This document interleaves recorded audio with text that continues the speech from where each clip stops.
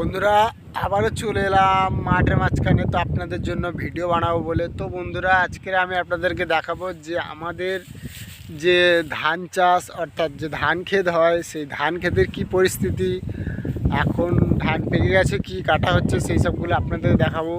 তো বন্ধুরা দেখুন, আমি এখন সম্পূর্ণ ধান ক্ষেতের মাঝখানেই আছি। এই যে এদিকটা দেখছেন বন্ধুরা, এদিকটা একটু আগেই ধানটা কেটে গেছে। এই যে দেখছেন এখনও ধান আছে, এই যে দেখছেন এখনও ধান আছে এবং আগেও ধান কাটা হয়ে গেছে এবং আছে এরকমভাবে চারিদিকটা ভরে আছে বন্ধুরা। আর বন্ধুরা এদিকে এত গরমের চাপ, এত গরম পড়ছে, মানুষজন মাঠে কাজ করতে পারছে না। সেই কারণে বন্ধুরা আমাদের এই যে সব ধান কাটাগুলো দেখছেন, এগুলো সম্পূর্ণ গাড়ি এসে কেটে দিয়ে গেছে এবং গাড়ি এখনও কাটছে। আমি আপনাদের দেখাচ্ছি, সেই যে দেখুন বন্ধুরা গাড়ি এখনও কাটছে ওখানে। তো আমি আপনাদের পরে দেখাচ্ছি ভালো করে। তো বন্ধুরা আমাদের এখানে এত চাপ গরমে, সেই কারণে সবাই গাড়িতে ধান কেটে নিচ্ছে। আর গাড়িতে ধান কাটাও অনেকটা সেভ হচ্ছে, কারণ হাতে ধান কাটতে গেলে অনেকটা জন যায়, অনেক টাকাও যায়।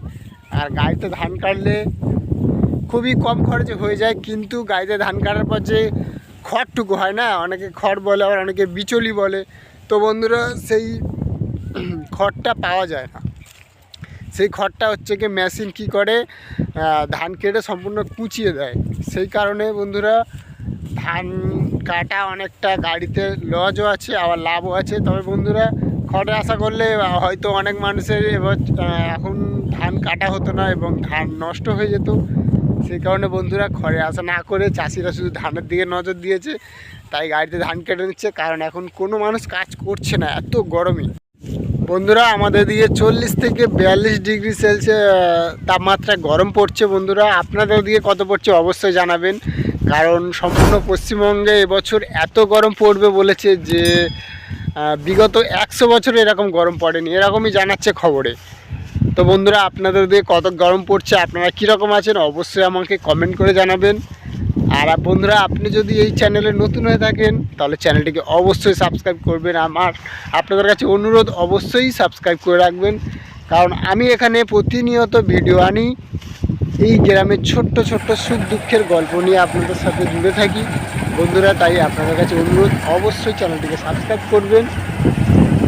আর এই যে বন্ধুরা দেখছেন চারিদিকে ধান কাটা হচ্ছে এবং এই যে চারিদিকে মাঠে ধান দেখছেন না বন্ধুরা, হয়তো এটা 1 থেকে 2 দিনের মধ্যে, মানে কালকে বা পরশু দিন 1 থেকে 2 দিনের মধ্যেই সম্পূর্ণ ধানটা কাটা হয়ে যাবে। কারণ মানুষের কাটা আর গাড়ির কাটা তো আপনারা জানেনই, কারণ গাড়ি টানিয়ে কাটে আর মানুষ তো জানেন কীরকম কাজ করে। সেই কারণে গাড়ি লেবেছে, সারা রাত কাটবে, আবার কালকেও কাটবে। জানি না সম্পূর্ণ ধান থাকবে কি না, কারণ খুব জোরে গাড়িটা ধান কাটছে কিন্তু।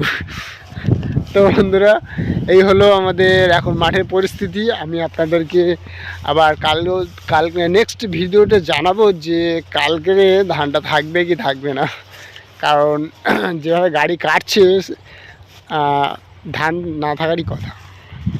তাই বন্ধুরা আমাদেরও আজকে যে জমি ছিল সেই জমিতে, আমাদের নিজস্ব জমি বলে কিছু নেই, আমার লোকের জমিতে টাকা দিয়ে আমরা চাষ করি। তো সেই আমাদের জমিতেও ধান কাটা হয়ে গেছে কিছুটা, আর কিছুটা বাকি আছে, কালকে সেটা কাটবে। কারণ আজকের পরস্পর লাইন পড়ে যাচ্ছে, তো আমার জমিটা একটু দূরে, তাই একটু দেরিতে কাটা হবে।